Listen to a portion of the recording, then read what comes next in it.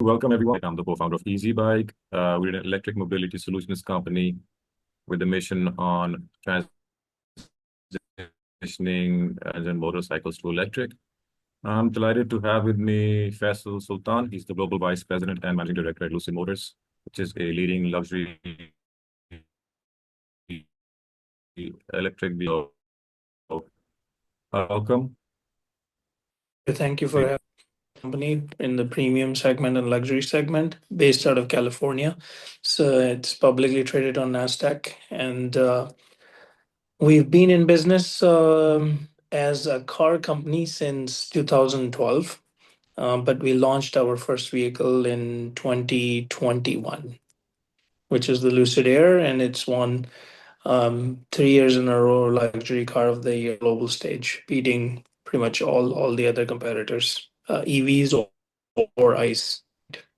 Thank you, Faisal. And now just zooming on you, you've led manufacturing and technology programs across the globe. Shape your philosophy motor.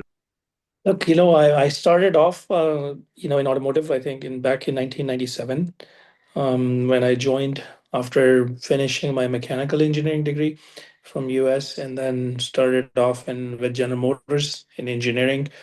And I think since childhood, one of the things that really motivated me was to really know how things work, and then and then technology basically, as you said, I think kind of puts that in perspective because there is science behind everything, and how we put things there. I think innovation is really the key. So definitely just kept on progressing in my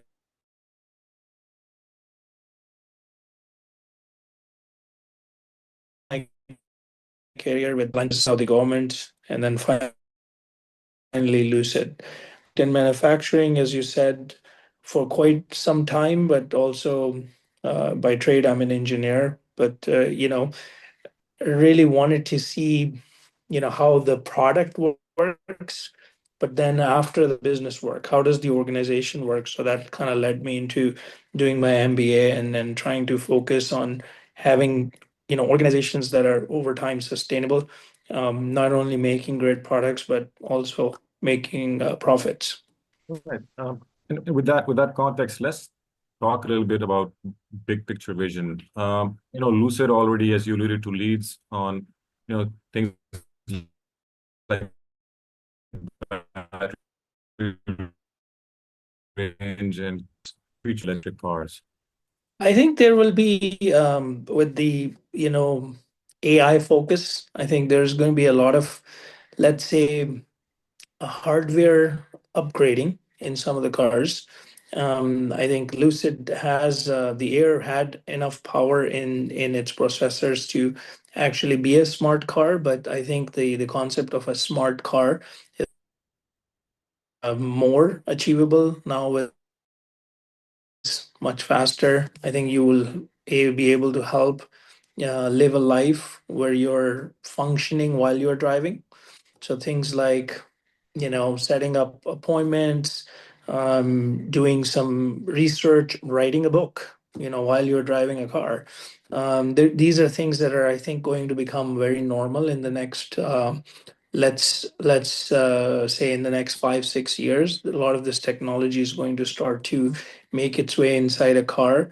Electric vehicles do give you the platform, that really allows you to do these type of things. Even your medical checkups, because you do have a camera and you do have a microphone and a processor that can take some of the inputs. You have contact through your hands with the steering wheel, and you have contact through your body, through your seat. So, very small sensors placed in these product features will be able to give the data back to the car that could then go to someone sitting somewhere remotely, and providing you some information by the time either live, or by the time you get home, it'll be in your email. That's fantastic. In fact, you just helped answer my follow-up question on software. Are there any challenges that Lucid faces in, making sure their software stays up to date? Look, software is all about validation, as you know. Mhm. You can write great programs, but you have to really test and validate. And for that, you need a lot of really use cases, a lot of situations, a lot of product on the road. And I think, Lucid is a new company. We're not as old as, let's say, having a product on the road since 2012. Some of our California counterparts have been having this product on the road. So that's where they get their information back, is having millions of cars on the road. We have, thousands of cars on the road. So I think we're trying to get to that critical mass where we have enough cars so our software over the air updates are validated and fixed, as much as possible, as quickly as possible. And that's where we are. I think it's the same coders, same generator, code generators that are doing the work. We're hiring the same type of people from the same universities, same countries. So I think, it's just a matter of time and some more validation. Right. And so let's dive a bit deeper, just under the hood, specifically into battery tech. And we know there's, several types of battery chemistries out there. But which direction is Lucid leaning towards for the future? And what do you think still has to improve before electric vehicles become truly mainstream? Look, battery, there has been a lot of progress in the, let's say, past 4 or 5 years. Before that, it was very tough, to maintain the battery temperatures. You need an optimal temperature for, it doesn't matter what chemistry you're using, to keep the temperature down so they don't get hot when they're being charged. NMC is something, nickel, a lot of performance based attributes. The amount of power that you can take out in the amount of time is much quicker than the LFP, the lithium phosphate. That definitely is going to be something that we'll continue to use on the models where we need the performance. And we will definitely use LFP also because they are a little bit cheaper, cost effective. So for our cost effective models that we're going to come out starting next year, we will be in a more of a mass volume product market also end of next year. And when that comes, we will use a combination of NMC for the higher variants and probably LFP for the variants that are, entry level variants. And LFP has its pros also. It is actually in hot weather, it performs better. Where NMC is, for hot weather sometimes is not the greatest solution. So you have a lot of, let's say a menu in front of you, and then you just have to choose the right one for the right country, for the right performance, and for the right cost attributes. There are other technologies like solid state that is also in the works. I think it's going to take a little bit of a time for it to get it to a commercial, viable solution. Probably in the next 3 to 5 years, I think they will also become commercially viable and not as expensive as some of the other technologies are. And then I think mainstream your question about electric vehicles. I think electric vehicles really took a boom about 3 or 4 years ago. They were progressing very fast. COVID hit, the whole material shortage, supply chain things came, and I think it slowed down, also affected electric vehicles. I think we're seeing the traction back. They were still growing at that time, but the growth curves actually became a little bit flatter. Now, you are definitely seeing it get traction. Other countries in Asia, Middle East are jumping in. One of the biggest thing when for EV adoption is infrastructure. So the infrastructure, for example, in US, didn't take off as much as it should have. What was promised or what was in the Biden administration was told to be spent on infrastructure. Only like 20-30% of that really made it. So I think that also slows down a lot of the conversion. And I think I would say by 2030, 2035 time period, we'll definitely have a lot of the vehicles in the world, probably 30, 40% to 50% in some areas, will be electric vehicles for sure. All right, that's excellent. And I want to touch upon material shortages a little later, but I'm particularly interested about one of Lucid's headline feature, which is the charging speed, the fast charging systems that get you guys a lot of praise. In simple terms, what's the secret sauce behind Lucid's ability to charge batteries so quickly without really hurting them? It's really your architecture, the electric architecture. We have a 900-volt architecture, and that's really right now the best architecture out there. So that basically lets you take as many electrons, into the battery as without destroying any of the systems around. So you can push them through. That's really uh, basically that's the number one thing. And then we have the others like Tesla's are on 400-volt system. So that's why, Tesla's take a little bit more time. Others are catching up for sure. The other thing is, of course, you need to maintain the temperature of the battery. So your battery cooling system, which is also in a vertically integrated process that we build ourselves, we control ourselves. We do not buy that technology from outside. That's an IP that Lucid has. The battery management system and the battery cooling system, along with the 900 volts, electric architecture. I think that really helps us. For example, I think a lot of the viewers probably don't know that we can charge about 300 plus kilometers in about 10 minutes to 12 minutes time, depending on, the high speed charger that the car is at. Others probably take about 17, 18 minutes. So we've cut it down by 30, 40%. That's fantastic. And you briefly touched upon this as well, but we believe that innovation is also knowing what parts of the value chain to own and what to outsource. So what parts of the car does Lucid insist on designing itself? And you kind of touched upon that a bit. And where Yeah. do outside partners add the most value? And then as a secondary question, as someone who comes from a startup background, is there any tips for startups on where to draw that line? Look, I think you need to create your differentiators, right? For Lucid, the differentiator is the tech. And when I talk about tech, I talk about the motor. That's vertically integrated at Lucid. All powertrain is done by ourselves. We actually sell it to others also. Like Aston Martin has bought our technology as one of the best technology available out there. So that also opens the door up for you. When you do that, the battery for us is completely vertically integrated, as I said. The full powertrain, the motor, the battery, the inverter, all of these things are completely within Lucid. And the reason why we do that is because that's really the brain of the vehicle. When you talk about electric vehicles, if you have that honed and there are no, let's say, efficiencies being lost between the systems, then you can get the max power, you can get the max charging speeds, you can get the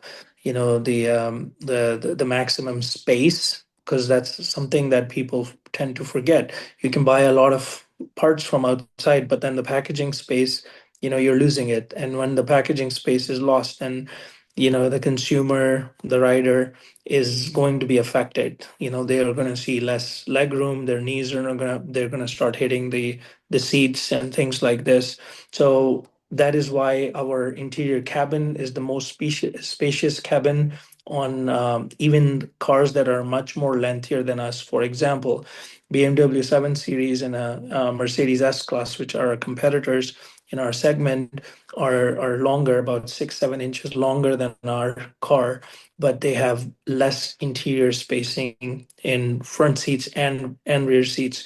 We can get all the space and concept, and the design concept is because all our engineering is sitting together and they're trying to work from day one. When the motor engineer has his packaging space, he knows he can't get out of there. So there, and then he works with the seat supplier where his seat is ending and where the body is ending. So all of this comes together right from the beginning, so you don't compromise on things that are going to make it less efficient when the finished product is ready. Like, And I think you asked about yeah. the startup. I think where to draw the boundaries. I think, look, there are essential things that basically creates your value. So the easiest thing is, I think for us, we can sell this technology. So that's something that we need to keep in mind. And as a startup, I think every startup should really think and sit down and think that yes, I'm going to make a product, but really my money is in the IP. And how can I leverage that IP, and have more ways. For example, for Lucid is a car manufacturer, but then at the same time is a technology provider, and then at the same time can then go into energy storage systems because we hold all of this IP, with us. So it opens multiple revenue streams for us in bigger markets. And I think that's how a startup should look at. Now, a seat manufacturer, it will be foolish of us to get into and start building seats, because that itself is not going to create value to our brand. Thanks. That's good advice, Faisal. And shifting from hardware to driver intelligence, how's Lucid moving from current drive assist features towards higher levels of self-driving, especially in busy and unpredictable traffic? Yeah, I think, look, autonomous driving, as much as, people tell us, is still something that is being worked on. There is no car company that could really say that they are full scale, driving. And I know that Tesla has come out and said something like that, but they're definitely closer to level three, but they're definitely nowhere close to level four. Level four would mean that you could put the car on self-driving and go in the back seat and sleep. And really, that's not possible unless you're in a Waymo that is in a very controlled area of San Francisco or Phoenix. Or, in China, there are a few controlled areas like that where you could do that.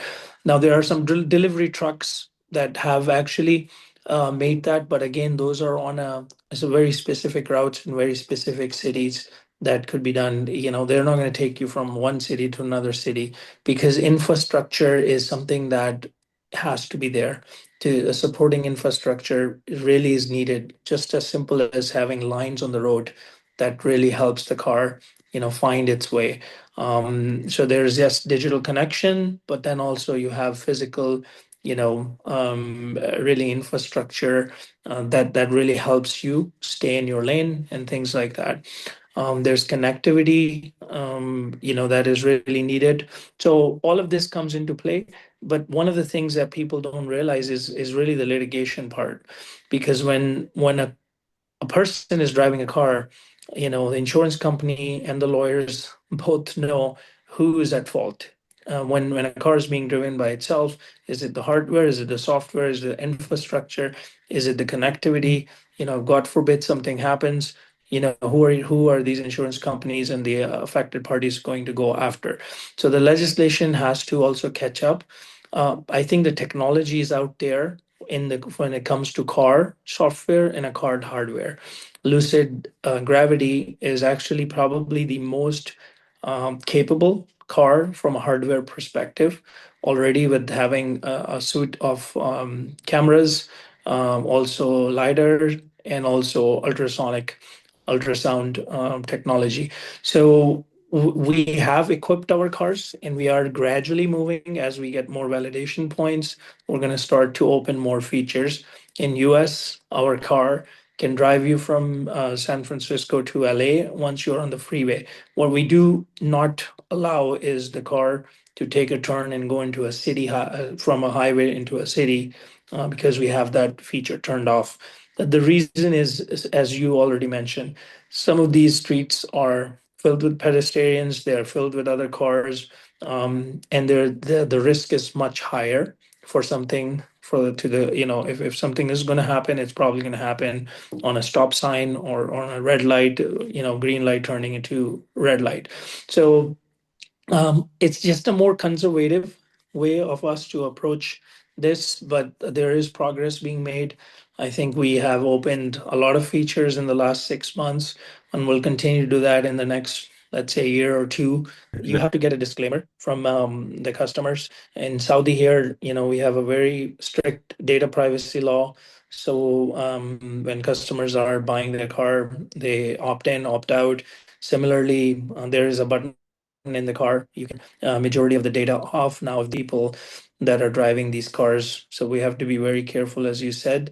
The car is collecting a lot of data. It gets converted into an anonymous data most of the time and gets filtered. So we don't know, we just know it is a data and this is the speed and this is the temperature and this is how fast the car was charging at this temperature. But we don't know what car is anonymous in most cases, but it does get used to make the car better over time. And even to that level, you have opted in the usage of data. We don't sell data, but like other companies, in the um, yeah, basically the Googles and the when they're selling the data, we don't go to that level, but we use it for to And make the I'm just car going to better. circle to something earlier, which is critical materials. The shortage of nickel and lithium with your supply, and are you recycling more? There is a lot of recycling happen. Basically, you have 95, 94% of the battery now can be recycled in one way or another, whether it's reclaiming the material and reusing it in a different application or same application, or using the batteries as a secondary life battery, where like two-wheelers and three-wheelers and power tools, a lot of that is also happening. um, so the time for the material usage has extended in the last 5 years. Before, people used to think that every 6, 7 years you're gonna take it and fill the earth with these. But now it's probably more like 20, 25 years, when you need to make some of the materials obsolete. And that percentage has gone very, very little, as I said, 4 or 5%. Um, I think, look, there are more material explorations happening. I know that in GCC countries, especially Saudi Arabia, has a dedicated effort now on the mineral exploration. And I think they're finding more deposits in many countries, South America, Africa, where the two regular places. But now all of a sudden, you're finding it in Saudi Arabia. You're finding it.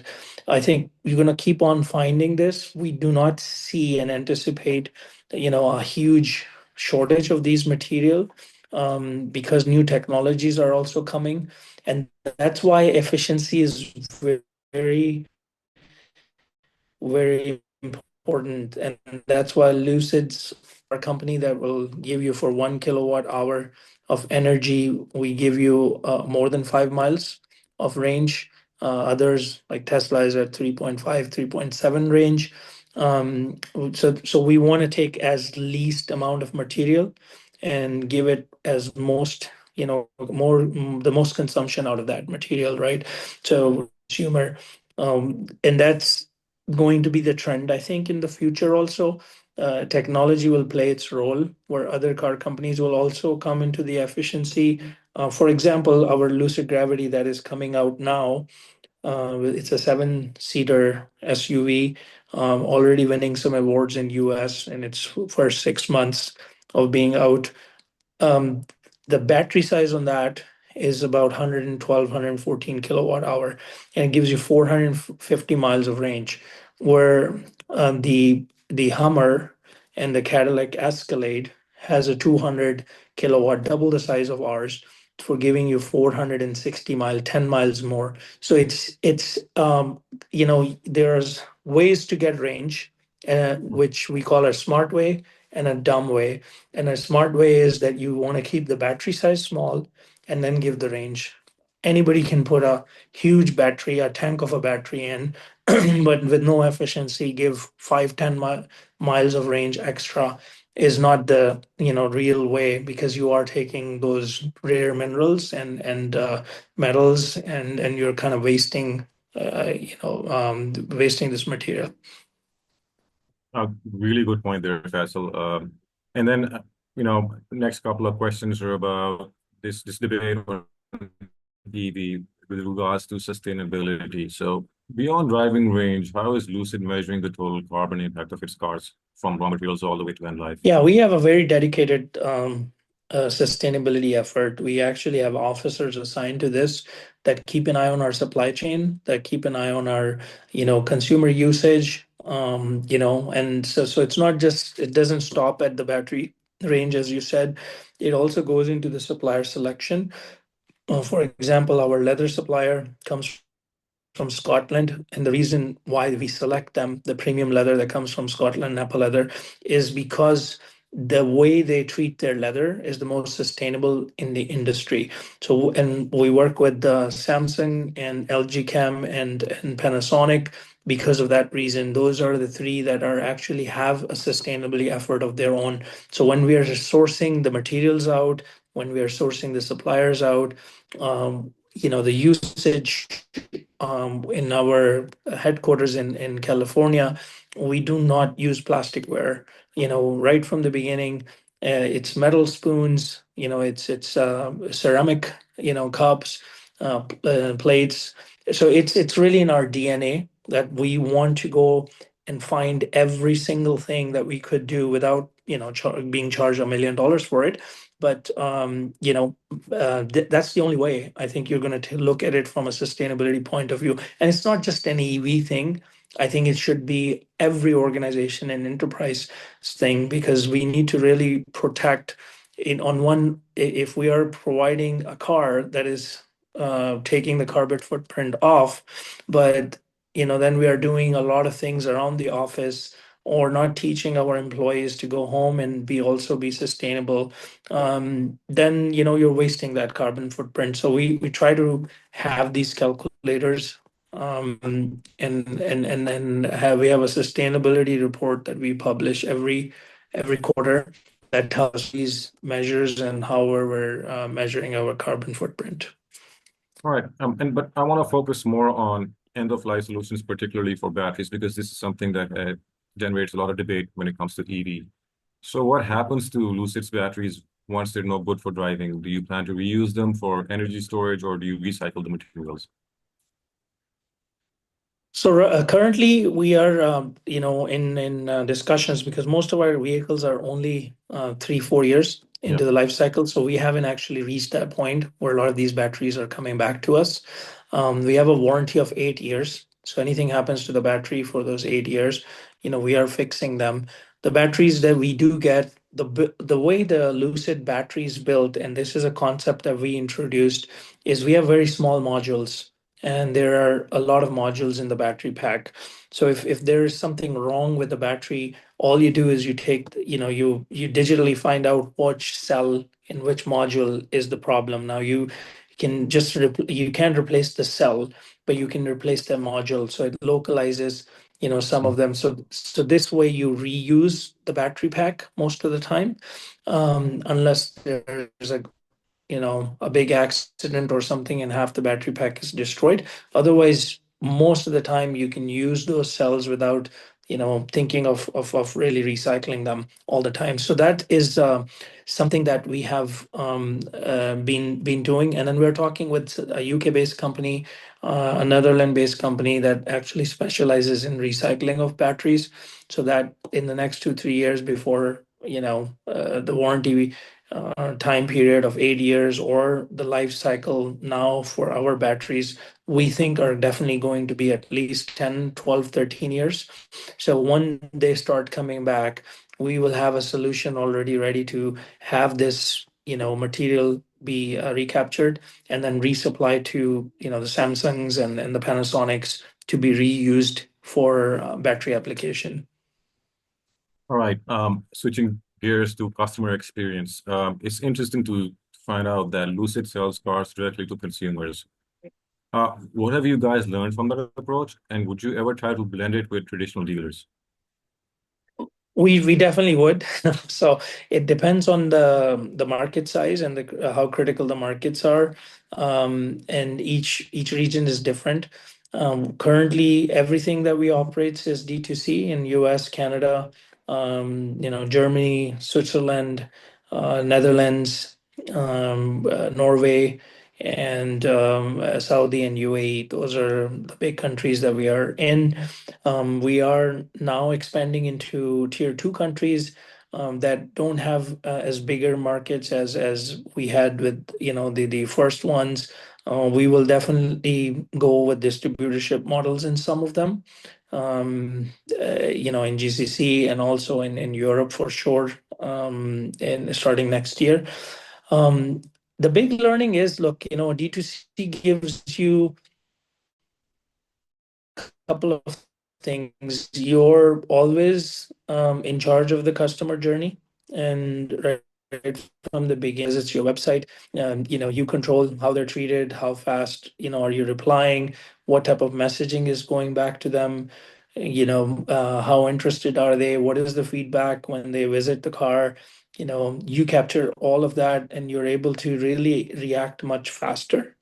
Where in the distributor side, I think you're relying on your partner, how good he is, how well have you trained them, what material have you provided them, what are they recording, what is coming back to you in time for you to react. So I believe there is definitely a lag when it's a distributor or agency model, and sometimes that impacts. If you find a great distributor, then of course that it works out. But if you don't, then it could really destroy your brand because you don't have your destiny in your own hand. All right. My final two questions, Faisal. We all know great products require great people. Um, and auto companies now compete with the big tech firms for software and AI talent. So how is Lucid attracting and retaining that mix of skills? Being in Silicon Valley, I think being headquartered there, I think it really helps. Having a winning product that is now outselling, in its segment, Tesla for the last 6 months in US. I think that also is something that helps us retain great engineering talent with us. And I think just like the consumer has to believe in the brand, your employees have to believe in the brand. So we have a lot of, you know, employee-based centric activities, driving their own product, where we make sure that they're getting the product previews much before the market is. In some cases, they get to drive the cars, take it home, show it to their friends. So you have to build that emotional connection. And in Saudi, I'm very proud to say that we're probably in the top 10 companies with Saudi nationals working for us. We're over 70%. Where even bigger companies like Aramco and Sabic, they don't have those type of percentages, and I think it's because the product is very exciting. It's a finished good. It has wheels. You can get in it and you can drive it. Where some other companies you're working on products. So in automotive, I think you have a real opportunity to make sure that your employees can really get emotionally attached to your product, where in some of the other industries, it could be viewed as a boring work because it doesn't produce a finished good. All right. Let's finish with a future gazing question. If you and I were to do this again in, say, 10 years, what single measure, whether it's range, cost, self-driving ability, or something else, what measure would you hope shows Lucid made the biggest difference in EV? I think, look, I think range anxiety is still an issue. So I wouldn't leave the range anxiety behind. I think I will just, continue to work on range. I think self-driving is number two for me. It is important. But I personally think that even if the self-driving is there and you own the car, you're gonna want to drive it most of the time because it's your baby. You want to, enjoy it. That's why you bought it. Um, for mobility solutions, for larger, like say vans that holds 15 people, 20 people, buses, I think yes, delivery food trucks, I think it really makes sense to have the autonomous go into that. So just because I am in the large side of business, I would not flip it. I would still be in the range and the battery side, even if it's 10 years from now, trying to find solutions to power these things up. Perfect. Faisal, that's a springboard for broader discussion. I'd like to take Ali, I'm not sure how we're doing this. Do you want me to just read them out? I'm assuming that's a yes. So um, here's a question I see. Do you see Lucid ever coming to Pakistan, both for manufacturing or sales? Well, I think manufacturing capacity we have enough now with Arizona and the Saudi plant. Each plant typically costs you about $2 to $4 billion depending on the size. It has to produce hundreds of thousands of vehicles to get your return on investment. Pakistan is a small market for us. That's why I think you see more SKDs and CKDs type of manufacturing in Pakistan. I do not see us entering for manufacturing. When the mid-size car, which is going to be about 45,000 US dollar car, I think that opens up for sales a bigger market in Pakistan for us. So we definitely at that point in time would definitely be interested once we have the right-hand drive. The other big issue that we have is when you do a left-hand drive and a right-hand drive, they are two separate platforms. The chassis is the same, the tires go in the same place, but everything above that is completely different. The wiring, the steering wheels and all of that has to be redeveloped. So we do not have a right-hand version. That's why we're not in the UK. That's why we're not in Australia. That's why we're not in Pakistan and India. But because the market on the Lucid Air was not big enough for us to invest, $2-3 billion on the platform development for right-hand. On the Gravity, we have a bigger market on the full-size SUV, so we are going to come out with that. And then you will start seeing some cars in Pakistan from Lucid. And similarly, for the midsize, we will have a right-hand drive, left-hand drive. Right, thank you. Here's another one. How do you see the future of EVs in emerging markets like the Middle East or South Asia compared to the West? It all depends on infrastructure. Like Saudi, I think the biggest issue that we have for retail sales is the infrastructure, lack of infrastructure. We are lucky because we have the longest range, as I said, 880 kilometers of range on a single charge on our loose extended version. Um, that gives you enough charge home as long as you have a parking spot. And since it's a luxury premium, most of our consumers are living in a villa or a bungalow. Therefore, they do have a spot inside their house to charge. But for a smaller, let's say entry level car like the BYD or even Tesla, I think most of the consumers will not have, in the third world countries, a spot that is dedicated for their car. They're probably parking in an open parking outside on the street, or even if it's an apartment, they don't have a dedicated spot. They're just a pool of spots open for the residents. And then it becomes an issue because then you have to rely on public charging infrastructure. And I think that is going to really, in the third world countries, emerging markets, you're gonna have to develop those, the chicken or the egg type of a thing. You have to have the infrastructure first before the cars come. And I think that is now realized, and I think a lot of the government incentives are going to shift towards consumer incentives rather than the industrial incentives. Right, thank you.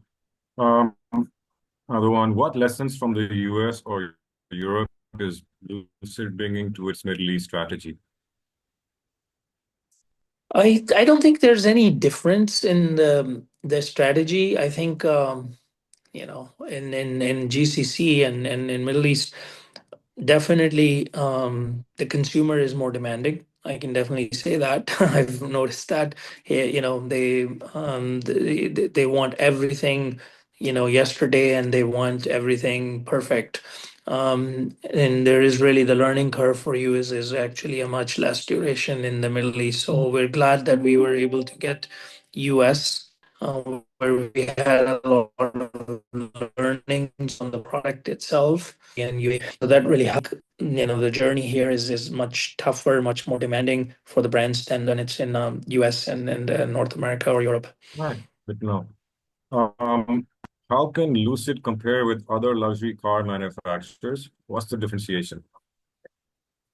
Our differentiation is, I think, from an electric vehicles, there is no product like ours out there.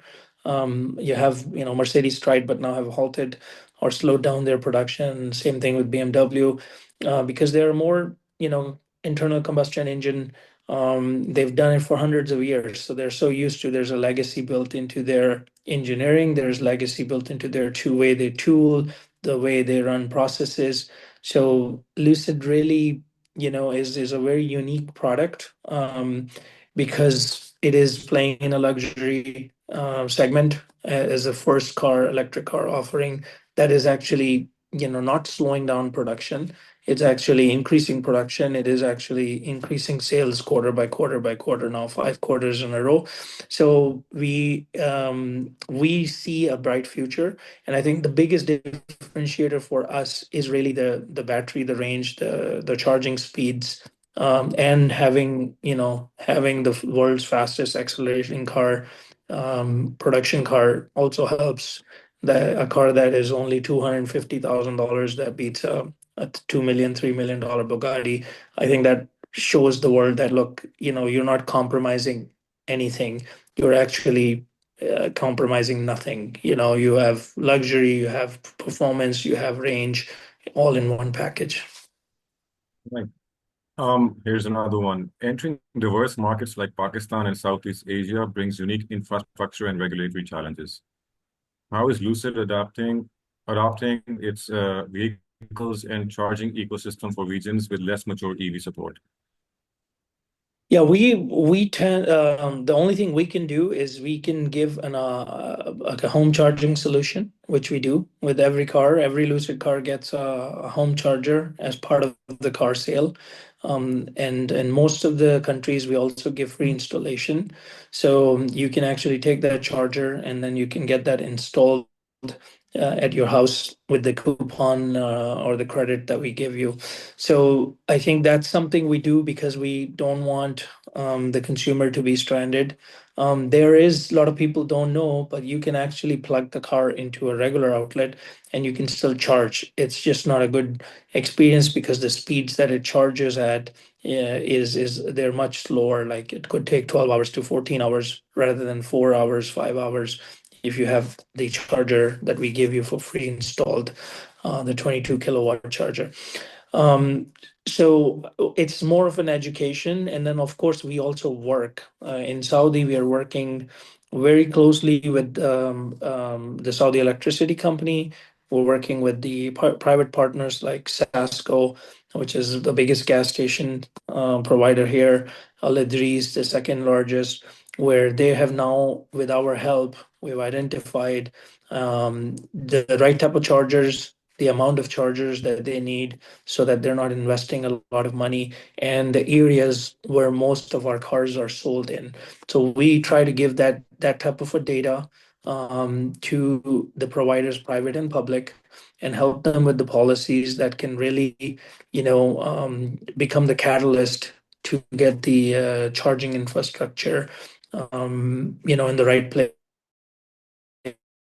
So it's in Saudi, it's happening quite rapidly. I think the first 6, 7 months when we were working with these institutions, it took them time to really get on board. But now in the last 6 months, there's a rapid projection on public infrastructure for charging at private places and public places like malls in Riyadh.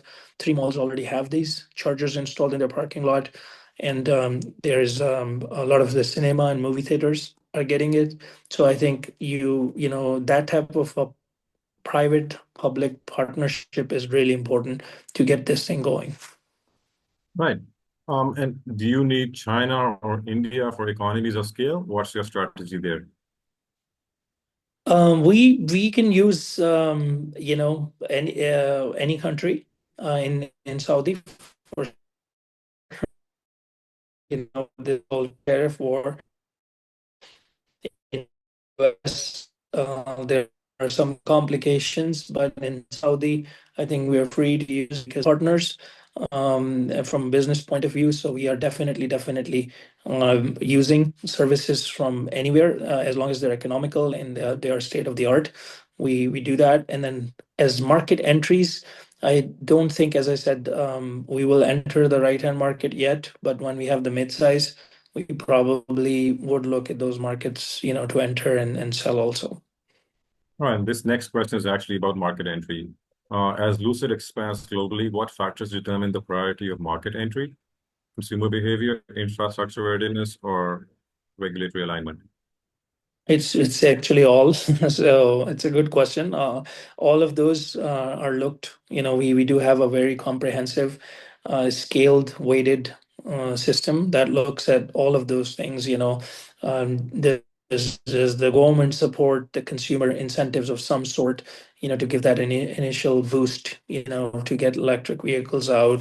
What is the current market size in these EV markets? How many EVs players are playing there? Actually, the more EV players are there, that means you can easily go there. If there is no one there, then it becomes a lot challenging because most likely the infrastructure is not going to be there, the policies are not going to be there, and you will have to do that work for the government, which in Saudi Arabia we did. Right. We still have a lot of questions and not too much, so I'm going to try to go over these real quick. What are the biggest hurdles facing EV battery tech, and how do you see AI playing a role in overcoming these hurdles? Um, Battery, I think, yes, AI could really process the information and make some adjustments on the battery temperatures and, the amount of power that it's dishing out. So yeah, active monitoring could be something, and decision making could be something that AI could really help with without the intervention of the driver.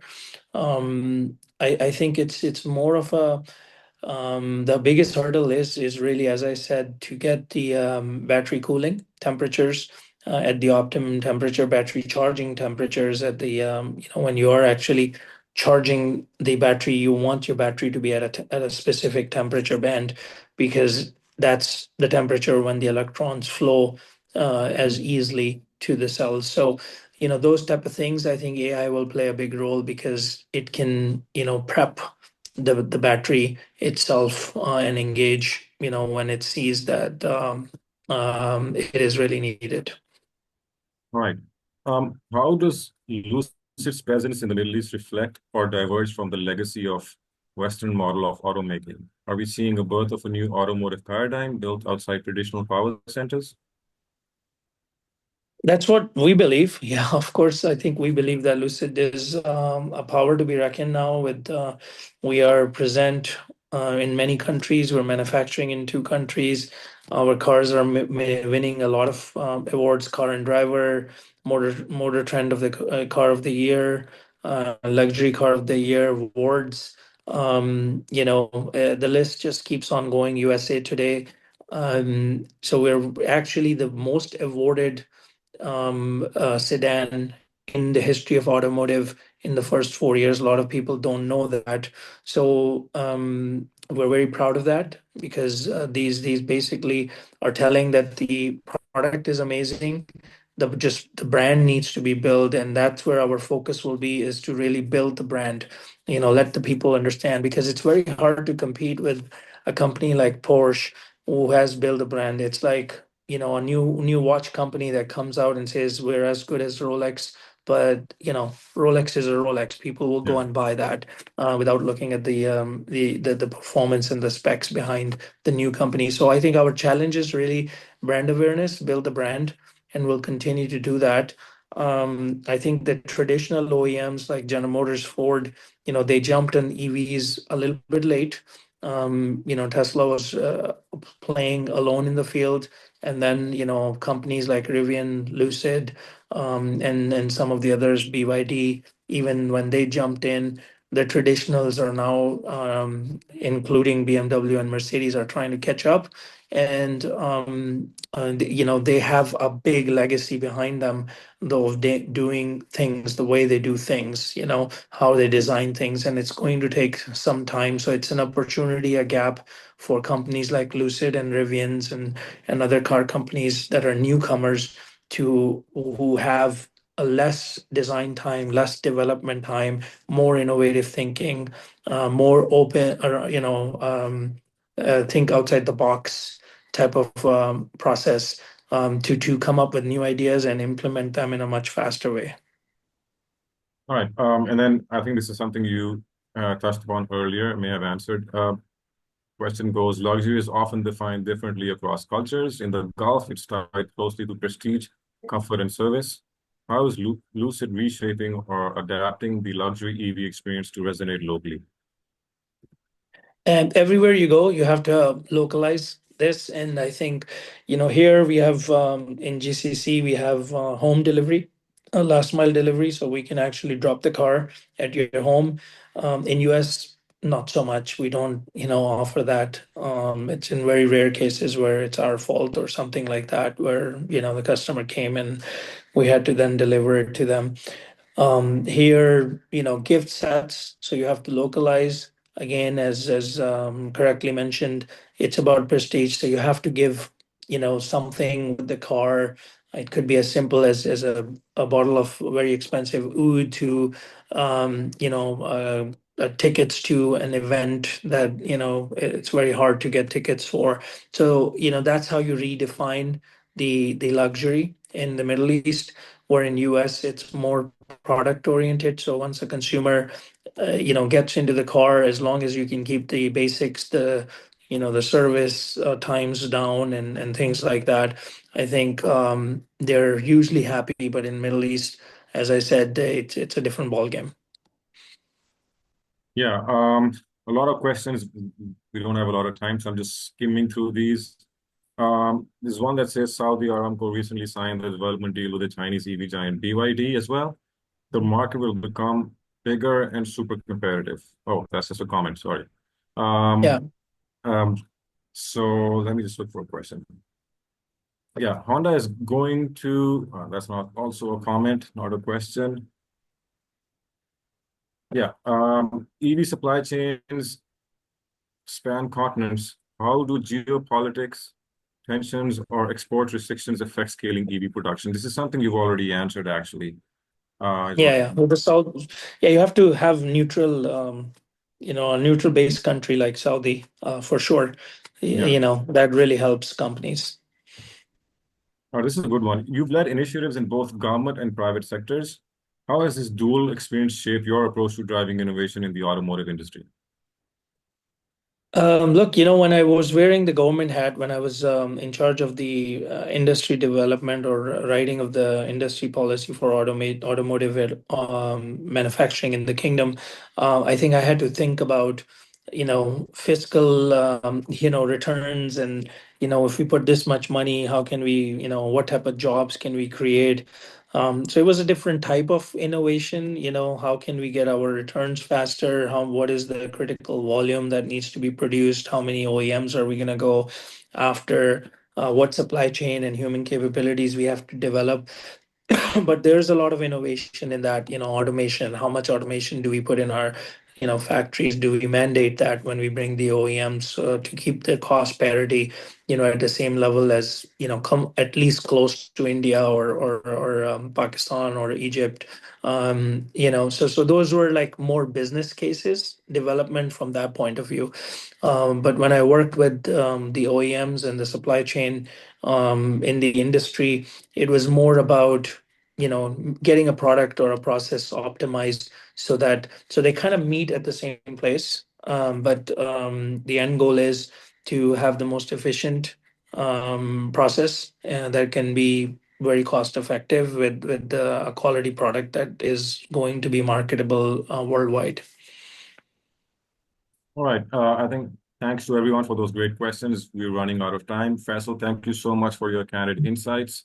Personally, I'm Yep. excited to watch Lucid shape the next year of EV, electric mobility. I want everyone to have a wonderful day and drive electric. Of course, Thank you Faisal, so much. before you drop off. Yeah, thank you so much. It was my pleasure to be here. And if there are any questions, Ollie and we're always in touch. So happy to answer if someone has any other questions or comments. All right. Thank you, everyone. And Thank you. good night, good day, wherever you are. Thank you. Thank you. Assalamu alaikum. Welcome.